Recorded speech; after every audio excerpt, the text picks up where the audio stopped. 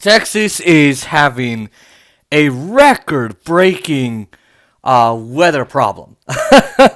Earlier in the weekend, Texas had some wind and ice storms that have been unprecedented.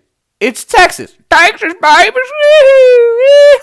Anyway, and they had a large number of just problems where highways and streets are frozen over, wind turbines have been frozen over, and the power supply that the fossil fuel provides has been pretty much destroyed, taken down.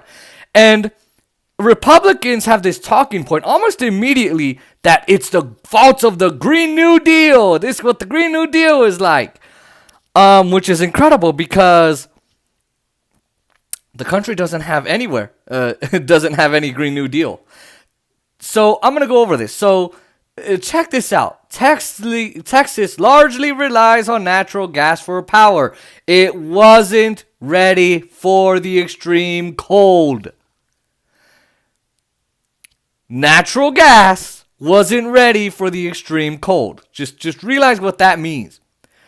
Texas largely relies on natural gas, especially during times of high demand, to power the state, from pumping it out of the ground to plants in city centers. Experts say natural gas industries. Natural gas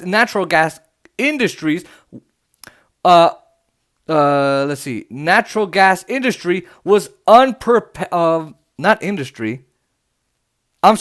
Natural gas infrastructure was unprepared for the plunging temperatures brought by the winter storm. So the infrastructure that was built to support natural gas, I know I said industry, I'm sorry, just kind of reading, was not built to be prepared. And look, I mean, when you live in a state that rarely sees this kind of thing, it's not Minnesota, it's not Wisconsin, it's not Florida, it's Texas. They don't really see this kind of thing at all. I mean, they got hailstorms and rain and all that humidity, but they don't experience this at all. At all. So you can say, oh, well, maybe this because they weren't experienced. Most states aren't prepared for earthquakes either, but guess what? Do they prepare? Sure, most of them. Okay. As Texas faced record-breaking low temperatures this February, and snow and ice made roads impassable, the state's electric grid operator lost control of the power supply, leaving millions without access to electricity. That's interesting. As the blackouts extended from hours to days, top state lawmakers called for investigations into the Electric Reliability Council of Texas, and Texas demanded accountability for the disaster. Yeah, of course I would demand accountability. Of course I would demand accountability. Texas relies 80% on natural gas. 80%. So when your power infrastructure, which by the way, a lot of people rely on natural gas, and it's, oh well, how do they rely on natural gas? Their stoves, if they have gas stoves, their heaters. Okay, that helps because there's no green energy in Texas, so they rely on it. Now that they lost power, they can't go to work, they can't store the food in their fridge, might as well leave it outside. It's cold enough. I mean, the fact that they're at negative 8 degrees or 8 degrees heading towards zero, that's unprecedented. And the fact that its own infrastructure, its own power grid is unprepared. I would damn straight be asking for some good old accountability. And that includes former governor and former energy secretary under Trump, Rick Perry, current governor Greg Abbott, and every single other person. I would demand accountability from everybody. So here we go. Failures across Texas natural gas operations and supply chains due to extreme temperatures. Let's see here. What does it say? Let's see. Temperatures are the most significant cause of the power crisis that has left millions of Texans without heat and electricity during the winter storm sweeping the U.S. Let me read that again, because that is very, very, very key. Okay, that's very key. Just the fact of what it is saying. Failures across Texas's natural gas operations and supply chains due to extreme temperatures are the most significant cause of the power crisis that has left millions of Texans without heat and electricity during the winter storm sweeping the U.S. From frozen natural gas wells to frozen wind turbines, all sources of power generation have faced difficulties during the winter storm. So, let me just continue. But Texans largely rely on natural gas for power and heat generation, especially during peak usage, experts said. So, peak usage, when would that be? I don't know. Oh yeah, when the summer is over and there's a storm. Largely rely 80% to 90%, 80 to 90% of Texas's energy is not green energy. And by the way,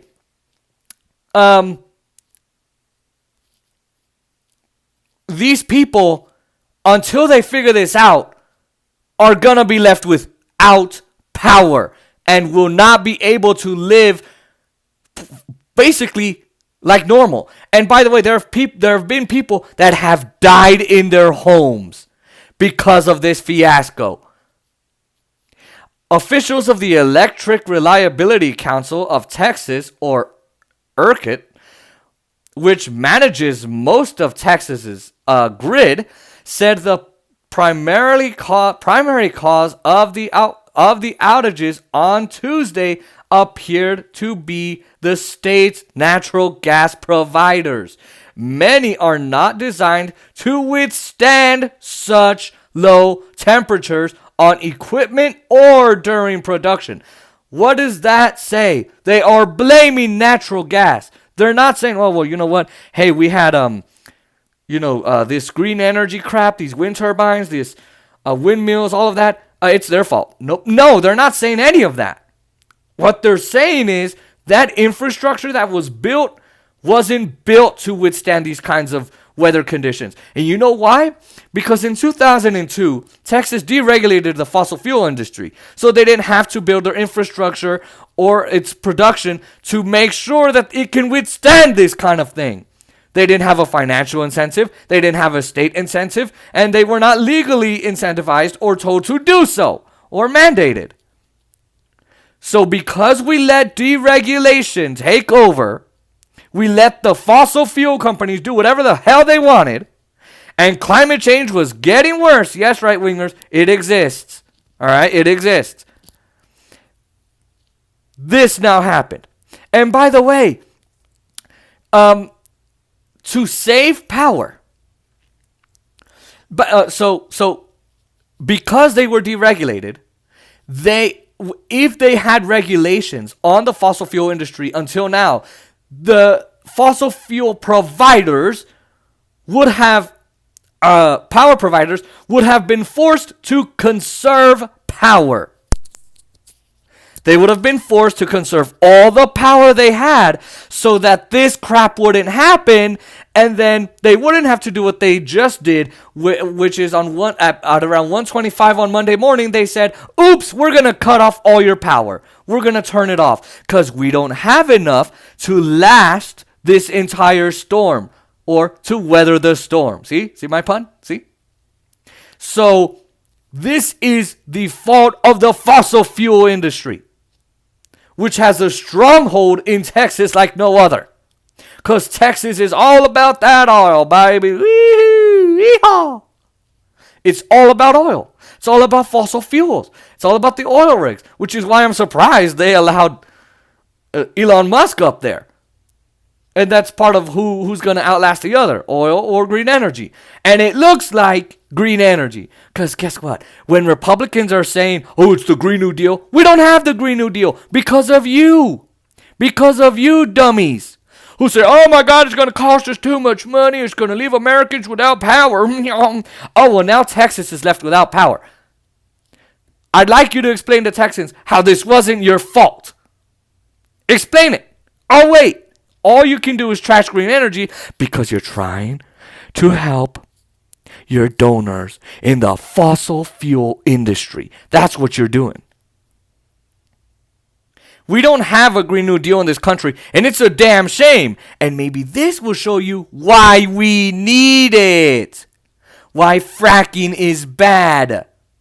Why fossil fuels are dying. And why they're not reliable. And oh yeah, but did you see that wind turbines were frozen? Yeah, I wonder why the wind turbines were frozen. Hey, so wind turbines are usually built with de-icing generators, de-icing equipment. Well, guess what? They weren't built with those. So, yes, they might have gone frozen over, but then guess what? They could have turned on those de-icing generators, and guess what? They wouldn't be frozen. But no, they didn't do that. They didn't do that. And by the way, how much energy is the wind turbines do the wind turbines take up in Texas? Because obviously if they say it's the Green New Deal's fault, it's green energy's fault, then wind turbines must be taking over 50 to 60%. I mean, come on. 80%, 70, 90, 100% of the energy in Texas is green energy, right? Nope. Less than 13%. Let's see. Yep, less than 13%. Less than 13% of Texas's energy is of green renewable energy. No, it's non-renewable energy that has caused this problem. And maybe those wind turbines would still be working if maybe the industry had been regulated and they could have had de-icing machines on them and equipment, so this wouldn't be happening. But no, what the fossil fuel industry is doing is trying to protect themselves so that they can make more money and say, no, it's not my fault. And Greg Abbott is letting it happen. So, whatever your right-wing friends and family say, it's not the Green New Deal's fault, because I guarantee you, if the Green New Deal was up, we wouldn't have this issue. We wouldn't. But now, fossil fuels are the problem here. They are. And I'm going to put this article by the Texas Tribune on the in the description. And you guys can read it yourself. And I know right-wingers going, where's the numbers? They're right there, you suckers. So my heart goes out to anybody in Texas who is affected and everywhere in the U.S. And if anybody needs help, because, guys, this is really bad. If anyone needs help, I'm sure that someone will not mind getting it to you, because here's the thing. You know, no matter what, we're all Americans. And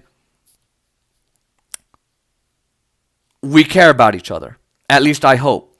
And yes, Joe Biden has activated FEMA and actually is using FEMA for what it's supposed to be used for, and not going red or blue. Oh, there's a earthquake in California. Ooh, sorry, you're Democrats. So I do enjoy that, but otherwise Joe Biden's terrible. But I just hope that this can be resolved as quickly as possible. They are building shelters in Texas.